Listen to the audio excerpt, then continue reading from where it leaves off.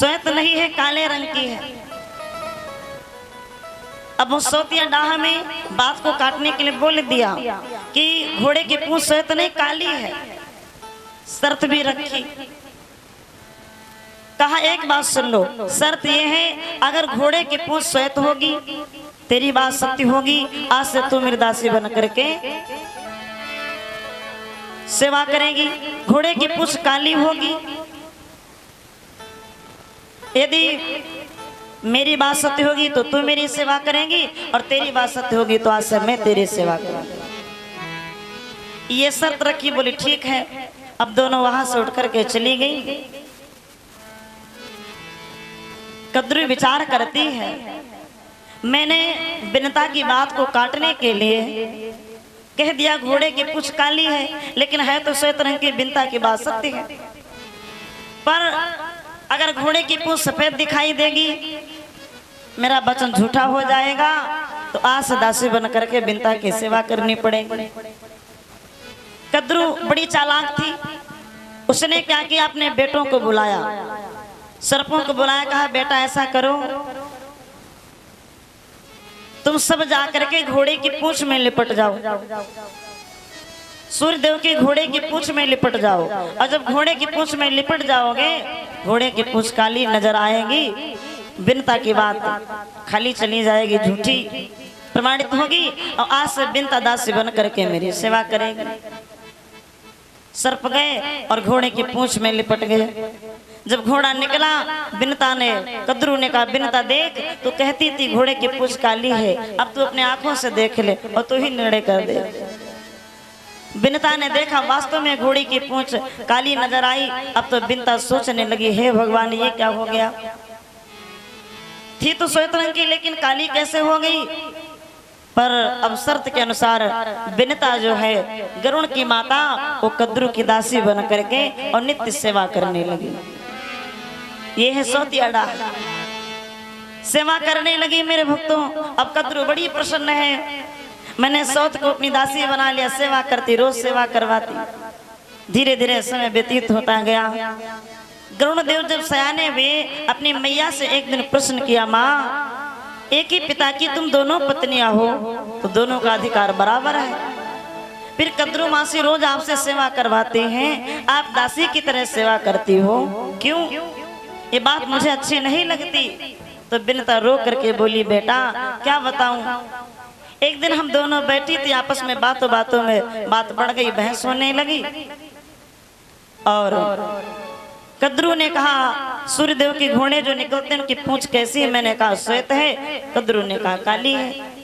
थी तो श्वेत रंग की, लेकिन जाने क्या हो गया, जब घोड़ा निकला तो घोड़े की पूंछ काली नजर आई, और शर्त के अनुसार उसी दिन से मैं उसकी सेवा करने लगी। अब गरुण देव कहा, माँ कुछ भी हो, लेकिन आप दासी बनकर के सेवा करती हुई बात हमें अच्छी नहीं लगती। अपने माँ से कद्रू से पूछेंगे कि हमारी मैया को तुम दासीपन से कैसे मुक्त करोगी। गए गरुण देव कद्रू के पास, कहा मासी मेरी माँ दासी बन करके सेवा करती है, ये बात हमें अच्छी नहीं लगती, बोलो आपकी क्या शर्त है, मेरी मैया को दासीपन से कैसे मुक्त करोगी। कहा एक शर्त है हमारी, शर्त ये है अमृत ला करके हमारे बेटों को दे दो, सर्पों को पिला दो, तब तो हम तुम्हारी माँ को दासी भाव से मुक्त करेंगे, मेरे बेटे अमर हो जाएंगे। कहा ठीक है। अब गरुड़ देव वहां से चल पड़े, भूख लगी, पहले कुछ खा पी लें तब चले अमृत लेने। तो पिता कश्यप ऋषि के पास गए, कहा पिताजी मैं अमृत लेने के लिए जा रहा हूँ, भूख लगी है क्या खाऊं। तो कहा जाओ बेटा सरोवर के पास चले जाओ। सरोवर में दो भाई लड़ रहे, पूर्व जन्म के दोनों भाई थे, मर करके भी बराबर लड़ाई हो रही है, दोबारा जन्म मिल गया, एक हाथी बना एक कछुआ बना, आज भी दोनों लड़ रहे हैं, जाओ उन दोनों का भक्षण करो, अपनी भूख मिटाओ। पिता की आज्ञा के अनुसार आए गरुड़देव, एक पंजे में हाथी को ले लिया, एक पंजे में कछुए को ले लिया और दोनों को लेकर के आए। पिताजी इन दोनों को मैं कहाँ बैठ करके खाऊं। बेटा जो बरगद का पुराना पेड़ है तुम दोनों जा करके दोनों को ले जा करके उसी बरगद की डाली पर बैठ करके भक्षण करो। गरुड़ देव लेकर के आए और डाली पर बैठ गए। ध्यान देंगे, जैसे ही डाली पर बैठे उस डाली में जिस डाली पर बैठे गरुड़ देव उस डाली में 60,000 महात्मा लटके हुए तपस्या कर रहे थे। जा पर 60 सहस मुनि लटके, जा पर 60 सहस मुनि लटके, जा पर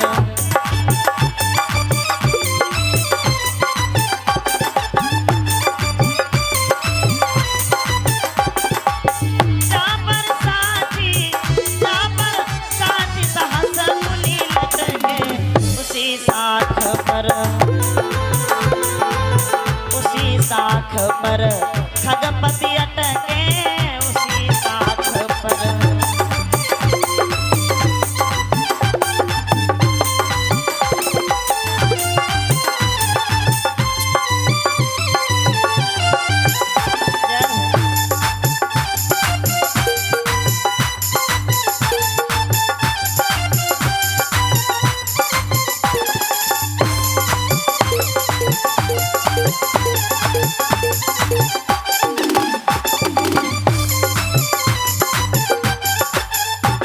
पर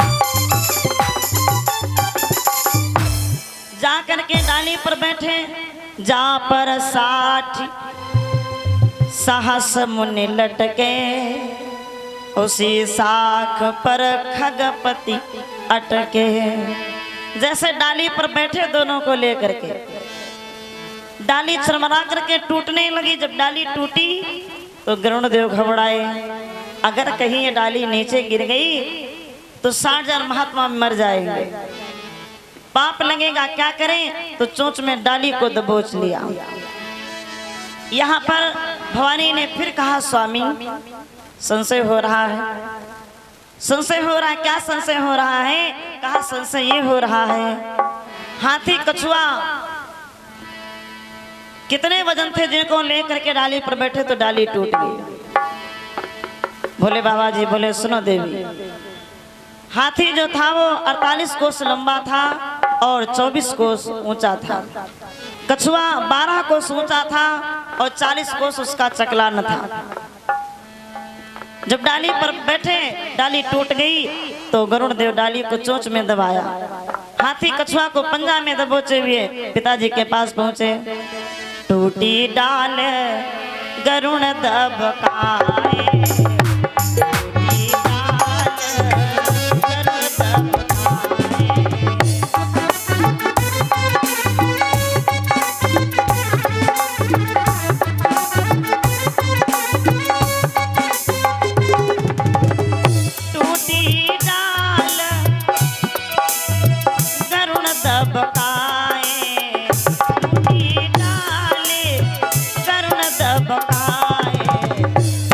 भगती पिताजी आए।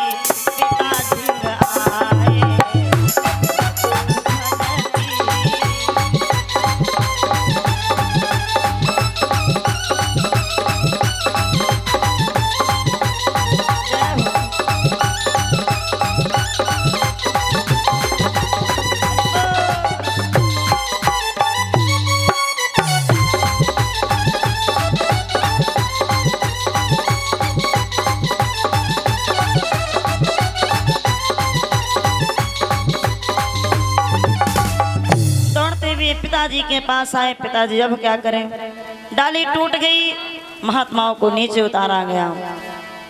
पिताजी कश्यप ऋषि ने कहा जाओ बेटा समुद्र के बीच में चले जाओ, जो टापू है उस टापू पर बैठ करके दोनों का भक्षण करो, वहां कोई आता जाता नहीं है। गरुड़ देव हाथी कछुआ और डाली तीनों को लेकर के आए। समुद्र के बीच में टापू पर बैठ करके हाथी और कछुआ का भक्षण किया।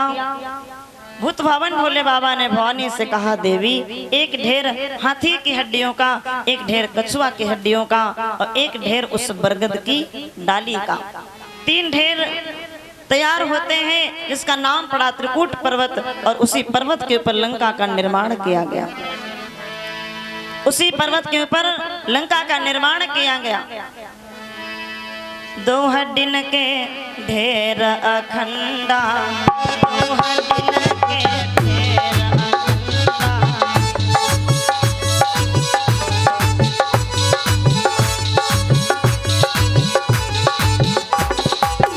दो हड्डिन के ढेर अखंडा, दो हड्डिन के।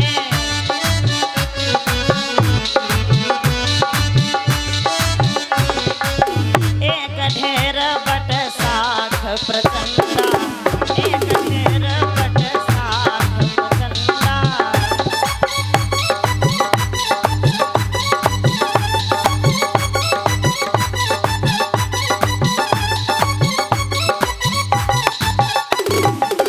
कहाँ उसी का नाम पड़ा त्रिकूट पर्वत।